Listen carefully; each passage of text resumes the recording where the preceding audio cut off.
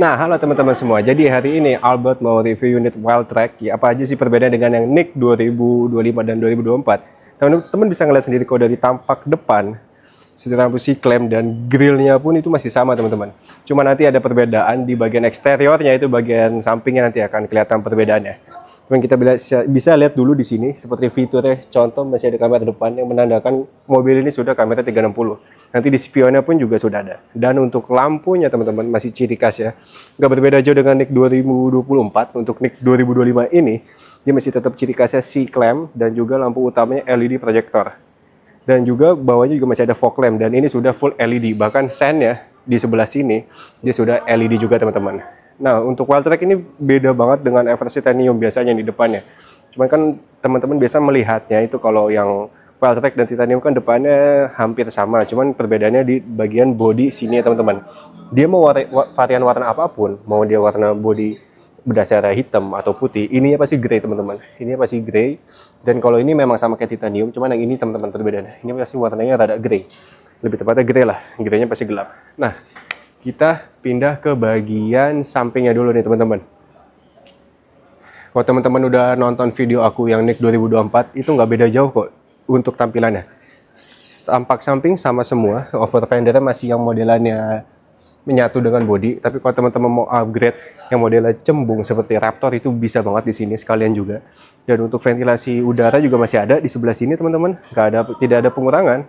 Lalu juga untuk spion juga sama, mengikuti warna body ininya. Misalkan dia grey, ininya pun juga grey. Dan juga teman-teman bisa ngeliat sini untuk lampu sen di sini dia udah LED, dan juga ada kamera 360 di bawah sini teman-teman. Nah, itu dia menandakan kamera 360. Dan kita pindah ke bannya dulu teman-teman. Bannya sama seperti yang di 2024, tidak ada perbedaan, yaitu masih menggunakan ring 20 dengan ban bermerek Goodyear teman-teman.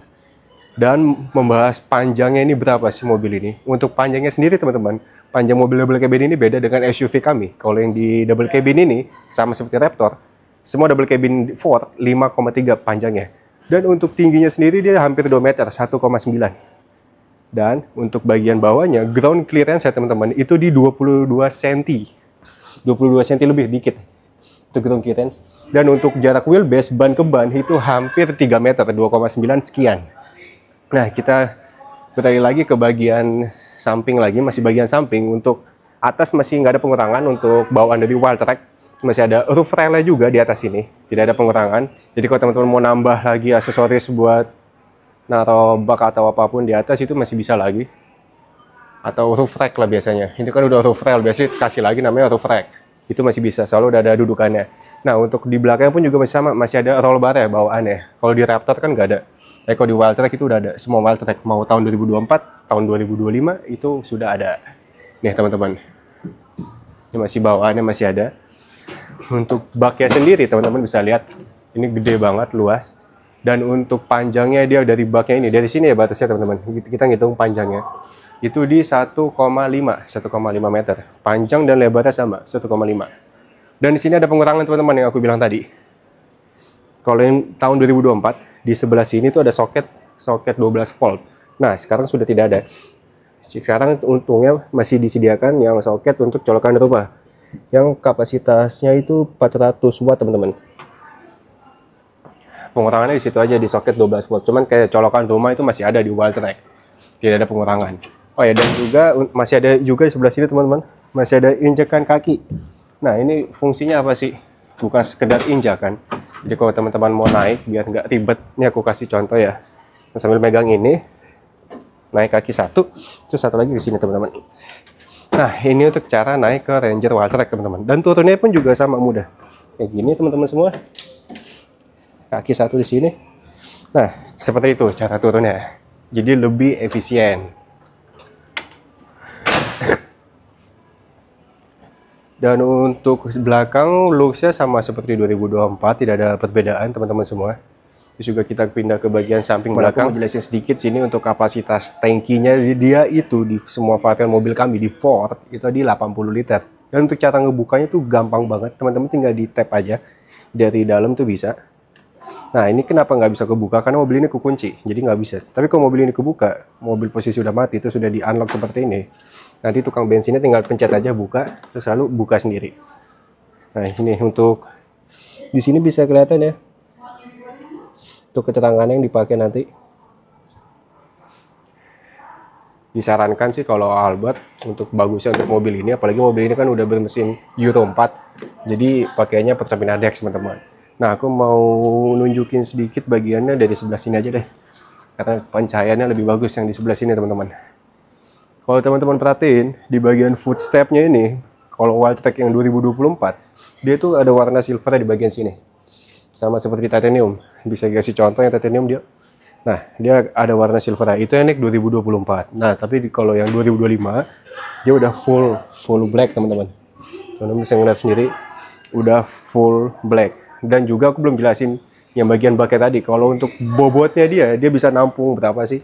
Dia sih kalau di rekomendasi dari Ford-nya langsung yang resmi itu bisa mencakup ke 2 ton untuk bobotnya teman-teman. Itu untuk ukuran double cabin udah wah banget ya. Dan juga kan ini juga kita pakai menggunakan pair down. Bisa ditunjukin ke bagian suspensinya dia. Nah, bisa kelihatan teman-teman. Mobil ini kalau buat bawaan barang-barang yang berat, ini cocok banget. Mau buat mobilitas bisa, buat pertambangan juga bisa. Jadi teman-teman nggak perlu khawatir lagi. Nah, kita intip sedikit ke bagian penumpang belakang nih teman-teman semua. Senyaman apa sih? Apa bedanya dengan NIK 2024? Apakah ada perbedaan? Ternyata masih sama aja. Memang ciri khas double cabin pasti tegak banget ya teman-teman. Dengan tinggi aku yang 183, naik mobil ini sebagai penumpang itu juga masih oke, nyaman, tegak. Yang nggak terlalu nyiksa banget. Kaki pun juga aku bisa masukin ke bawah ya. Masih ada ruang. Di bawahnya masih ada ruang. Bagian passenger pun juga masih ada ruang di bagian bawah. Bukan bagian belakang driver aja, tapi bagian belakang itu pun juga bisa. Dan untuk di sini masih ada aksen ciri khas Wildtrak dengan jahitan warna kuning teman-teman. Ini jahitannya rapi banget dan soft touch. Nah, untuk colokan belakang teman-teman nggak perlu khawatir.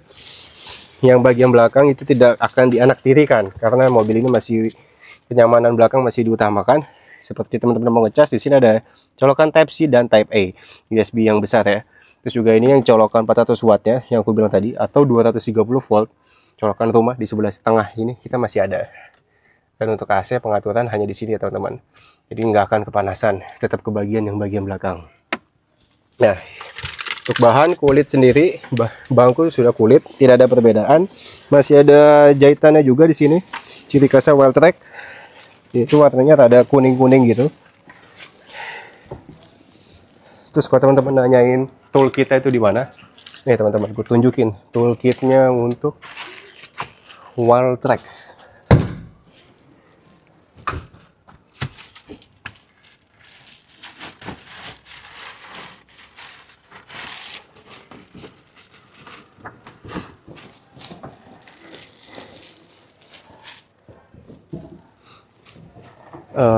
Dia bisa dilihatin itu di sebelah belakang. Nanti di bawah ada lagi.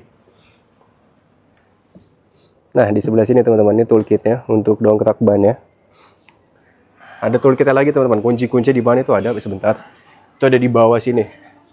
Itu di semua varian double cabin Ford di KB itu sama semua. Ada di belakang, sama juga di bawah.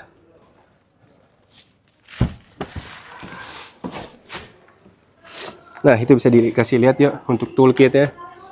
Nah, sebelah ujung sana teman-teman yang ada logo Ford itu untuk toolkitnya. Lalu di bawah sini masih ada tempat penyimpanan teman-teman. Tempat penyimpanan yang kecil kalau teman-teman mau naruh kunci beberapa lagi masih bisa.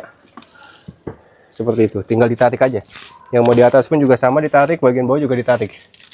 Mungkin nanti kalau teman-teman udah pemesanan sama Albert, terus akan Albert jelasin semua caranya. Mau dari fitur terus apa aja yang didapat aku pasti jelasin semua. Nah, sekarang kita lanjut ke bagian dalam. Nah teman-teman, jadi untuk bagian interiornya itu teman-teman bisa ngeliat sendiri itu nggak ada perbedaan sama sekali ya. Dari ukuran head unit ya masih menggunakan 12,1 inch, dan juga fitur ADAS ya teman-teman bisa ngeliat sendiri di sini. Setir itu masih lengkap banget seperti adaptif, terus kontrol, ada limitnya juga, ini bisa di lock, terus masih ada voice command-nya juga ya teman-teman. Dan juga modenya nggak ada perbedaan, masih lengkap. Mode normal itu masih ada, mode eco kita masih ada 6 mode lah di sini teman-teman semua. Ini aku mode tow haul slippery, ada mode matnya juga lumpur, dan terakhir mode pasir. Ada 6 mode. Kalau di Raptor cuma nambah satu, yaitu mode baha, dan ada mode sport. Di sini kan eco. Nah, kalau di Raptor mode sport. Nah, jadi nggak ada perbedaan untuk fitur-fitur dari di dalamnya sendiri. Paling di tampilan luarnya doang tadi yang sedikit ada perbedaan, teman-teman semua bisa ngelihat. Dan juga teman-teman bisa ngeliat juga di sini masih ada wireless charging yang nggak ada perubahan sama sekali. Dan juga masih ada di sini di bawahnya memang rada kecil. Itu ada Type C dan Type E, teman-teman. Nah, di bagian bawah sana. Sini. Type C dan Type E. Dan ini wireless chargingnya juga masih ada, tidak ada pengurangan, tidak ada pengurangan fitur. Jadi pengurangannya paling hanya di eksteriornya aja, nggak terlalu banyak. Terus penyimpanannya pun teman-teman masih banyak juga dapatnya nih, atas bawah masih banyak banget ini. Masih oke lah untuk double cabin semewah ini di angka 800-an, tapi teman-teman bisa dapat fitur yang hampir mendekati seperti Raptor. Kalau Raptor kan 1,200-an. Itu kan selisihnya cukup jauh, teman-teman. Jadi kalau teman-teman ngambil Valtrex itu sangat worth it banget. Terus juga bagian tengahnya seperti untuk menyeting 4x2-nya, 4x4, dan 4L untuk mode off-road yang lebih ekstrim itu juga masih ada. Terus juga di sebelah sini masih ada traction control. Teman bisa ngeliat parkir ini untuk sensornya, teman-teman ya. Kalau teman-teman mau matiin atau enggak itu terserah. Lalu ada hill desert control. Itu masih lengkap, nggak ada pengurangan, dan AC-nya pun sudah dual zone, nggak ada bedanya. Kiri kanan bisa atur sendiri sesuai kemauan, teman-teman. Nah, untuk tampilan depan, atas atau dashboardnya ini masih sama semua jahitan-jahitannya, dan masih ada tulisan Valtrex juga. Dan untuk penyimpanan cup holder sebelah passenger pun juga masih ada, bahkan di bagian drivernya pun juga ada. Nah, masih ada semua, teman-teman, di sini. Jadi tidak pelit lah dalam tempat penyimpanan. Terus belum lagi teman-teman kalau merhatiin di sini ada lagi nih dua nih. Jadi kan banyak banget nih tempat penyimpanan kita. Lalu untuk di sini kita nggak dapat kacanya, tapi kalau di bagian passenger itu dapat. Kalau di drivernya enggak. Nah, lalu penyimpanan di sini kacamata juga masih ada, dan bahannya pun juga pakai busa.